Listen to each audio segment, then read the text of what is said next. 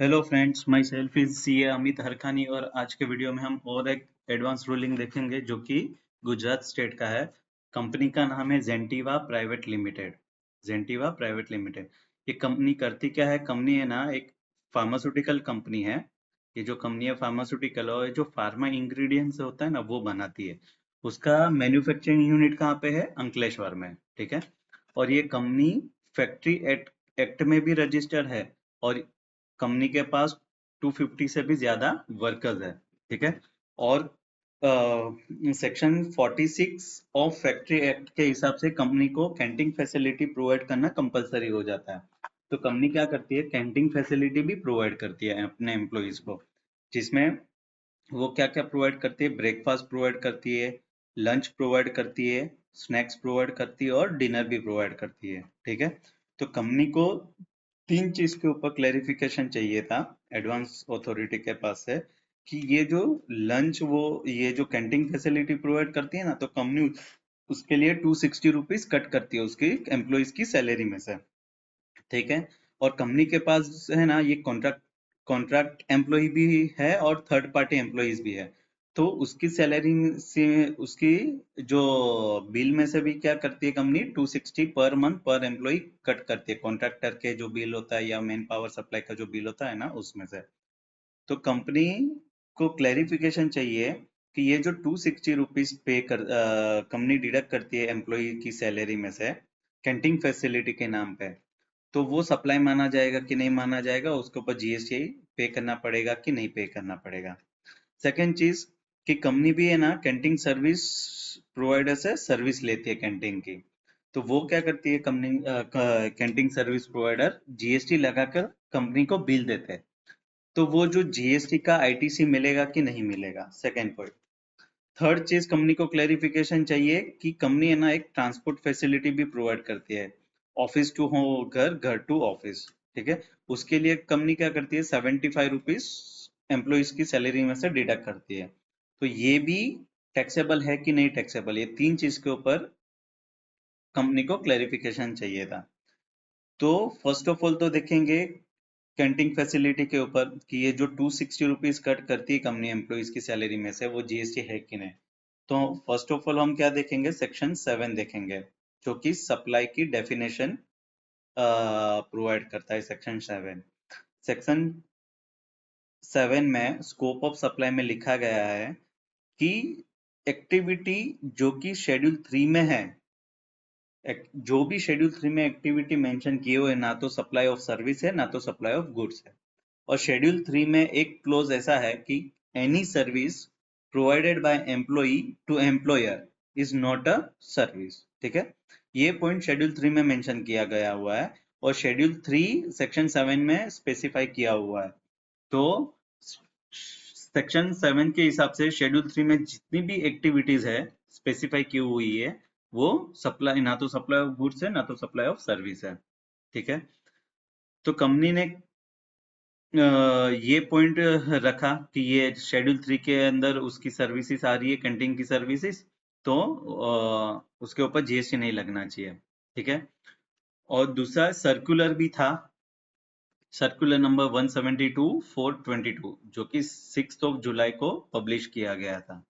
तो उसमें भी गवर्नमेंट ने क्लेरिफाई किया हुआ है कि जो भी परक्यूजिट देती है कंपनी अपने एम्प्लॉइज को in terms of employment contract, तो वो परक्यूजिट शेड्यूल 3 में फॉल होता है, जो और जो कि ना तो सप्लाई ऑफ गुड्स है ना तो सप्लाई ऑफ सर्विस, तो इसके लिए कंपनी को जीएसटी पे करने की जरूरत नहीं है। ठीक है।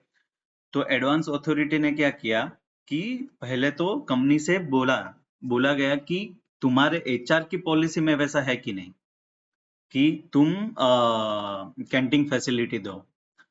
तो कंपनी ने क्या रिस्पॉन्स दिया कि हमारे एचआर की पॉलिसी में भी है कि हम कैंटीन सर्विस प्रोवाइड करेंगे, प्लस हम फैक्ट्री एक्ट के हिसाब से हमें कंपलसरी भी हो जाता है वो।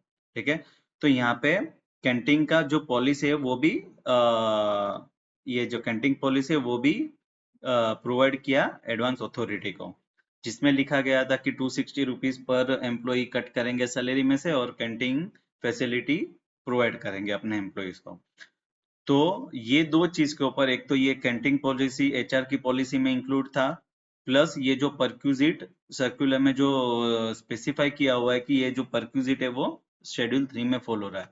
तो ये बेस लेके एडवांस अथॉरिटी ने क्या कंक्लूजन दिया कि ये जो कैंटीन फैसिलिटी दे रही है कंपनी, जिसके लिए 260 रुपीज चार्ज करती है कंपनी अपने एम्प्लॉई से, वो शेड्यूल 3 में फॉल होता है, उसके ऊपर कंपनी को जीएसटी पे नहीं करना है। ठीक है। दूसरी चीज कि ये जो कंपनी अपने कॉन्ट्रैक्ट एम्प्लॉय को और थर्ड पार्टी एम्प्लॉयज को भी ये करती है, कैंटीन सर्विस प्रोवाइड करती है। ठीक है, ये थर्ड पार्टी एम्प्लॉयज को भी प्रोवाइड करती है ना, तो उसके लिए उसने 260 रुपीज रिकवर करती है कंपनी। तो उसके लिए तो कंपनी क्या करती है कि डायरेक्टली एसएससी कोड 9963 5% के हिसाब से टैक्स इनवॉइस ही दे देती है, तो उसका तो कोई इश्यू नहीं है। सेकेंड चीज आ जाता है कि ये जो कैंटीन सर्विस प्रोवाइडर से जो बिल मिलता है कंपनी को, ठीक है, उसके ऊपर आईटीसी मिलेगा कि नहीं मिलेगा। तो उसके लिए हमें ब्लॉक क्रेडिट देखना पड़ेगा, जो कि सेक्शन 17 सबसेक्शन 5 में मेंशन किया गया हुआ है। सेक्शन 17 सबसेक्शन 5 में क्लोज बी में मेंशन किया गया हो, जिसमें 3 पॉइंट है। फर्स्ट पॉइंट में लिखा है food and beverages, outdoor catering service and beauty treatment. Second point में लिखा गया है कि membership and club. Third point में लिखा गया है कि ट्रैवल बेनिफिट। और ये थर्ड पॉइंट के बाद एक प्रोविजो दिया हुआ है कि अगर कंपनी को कंपलसरी हो जाता है ये सारी ये सर्विस देनी, अगर कोई एक्ट के हिसाब से, तो उसे आईटीसी मिलेगा। लेकिन ये जो प्रोविजो है वो पॉइंट नंबर 3 के बाद लिखा गया हुआ है। तो अब क्वेश्चन ये है कि ये जो प्रोविजो है वो पॉइंट नंबर 3 के लिए ही एप्लीकेबल है या पूरा के पूरा क्लोज बी के लिए एप्लीकेबल है। तो अगेन सर्कुलर क्लेरिफाई करता है कि ये जो क्लोज 3 में जो प्रोविजो दिया गया हुआ है वो सिर्फ क्लोज 3 के लिए नहीं है, बल्कि पूरा का पूरा क्लोज बी के लिए है। तो ये क्लेरिफाई किया गया हुआ है सर्कुलर में। तो एडवांस अथॉरिटी ने भी इसके ऊपर रिलाई करके क्या किया कि हाँ, कंपनी को सीए कैंटीन सर्विस प्रोवाइडर से जो भी बिल मिलेगा जिसमें जीएसटी लगाकर दिया होगा, उसका आईटीसी मिलेगा, लेकिन प्रोपोर्शनेटली मिलेगा। कैसे प्रोपोर्शनेटली? सपोज पर एम्प्लॉय का कॉस्ट आता है कैंटीन फैसिलिटी का 500 रुपीज, ठीक है, 500 रुपीज। कंपनी उसमें से कितना चार्ज करती है? 260 रुपीज। तो 500 माइनस 260, तो कंपनी को आईटीसी जो मिलेगा ना वो 240 के रुपीस के ऊपर ही मिलेगा, मतलब प्रोपोर्शनेटली मिलेगा। तो एडवांस रूलिंग ने भी यही रूल दिया कि आप 500 में से 260 तो एम्प्लॉय के इसमें से रिकवर कर ही रहे हो ना, तो आपका कॉस्ट सिर्फ 240 हुआ, तो आपको आईटीसी भी कितने के ऊपर मिलेगा? 240 के हिसाब से। ये हो गया सेकेंड चीज। थर्ड चीज, ये जो ट्रैवल बेनिफिट दे रहा है कंपनी हर अपने एम्प्लॉयज को, घर से ऑफिस, ऑफिस से घर जाने के लिए, जिसके लिए कंपनी क्या करती है, 72 रुपीज 75 रुपीज चार्ज करती है ट्रांसपोर्टेशन का। यस, 75 रुपीज कुछ चार्ज करती है, हर एक एम्प्लॉयज की सैलरी में से डिडक्ट करती है हर साल, हर मंथली। तो जो 75 रुपीज जो कलेक्ट करती है कंपनी अपने एम्प्लॉयज के सैलरी में से in the name of transportation, तो वो उसके ऊपर जीएसटी लगेगा या फिर नहीं लगेगा, ये 75 रुपीज। ठीक है। तो कंपनी क्या करती है कि उसके ऊपर तो आरसीएम तो भरती ही है, क्योंकि क्या हो जाता है कि अगर मोटर व्हीकल, अगर कोई इंडिविजुअल कंपनी को हायरिंग सर्विस देता है, तो कंपनी को रिवर्स चार्ज बेसिस पे उसे टैक्स पे करना पड़ता है। तो कंपनी टैक्स तो पे करती है, ठीक है, उसका बेनिफिट भी लेती है, लेकिन अलग से क्या करती है, 75 रुपीज कट करती है एम्प्लॉयज की सैलरी में से। तो जो कट किया उसके ऊपर भी जीएसटी लगेगा कि नहीं लगेगा? ठीक है।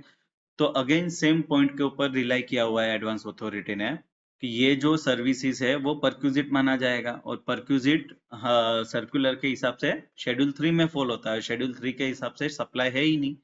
तो ये बेस लेके एडवांस अथॉरिटी ने 3 रूलिंग दिया हुआ है कि जो भी कैंटीन फैसिलिटी प्रोवाइड करती है कंपनी अपने एम्प्लॉयज को, उसके ऊपर जीएसटी नहीं लगेगा, क्योंकि वो शेड्यूल 3 में फॉलो हो रहा है। और जो कैंटीन फैसिलिटी प्रोवाइड करती है कंपनी को, कंपनी कैंटीन सर्विस प्रोवाइडर, तो उसका उसे प्रोपोर्शनली आईटीसी मिलेगा, हमारे एग्जांपल के हिसाब से 240 के ऊपर। थर्ड चीज, जो ट्रैवल बेनिफिट दे रही है कंपनी, तो उसके ऊपर भी कंपनी को जीएसटी पे नहीं करना पड़ेगा, क्योंकि वो शेड्यूल 3 में फॉलो वो हो रहा है वो सर्विस, जो कि ना तो सप्लाई ऑफ गुड्स है ना तो सप्लाई ऑफ सर्विस है। तो आज के लिए इतना ही। Thank you very much.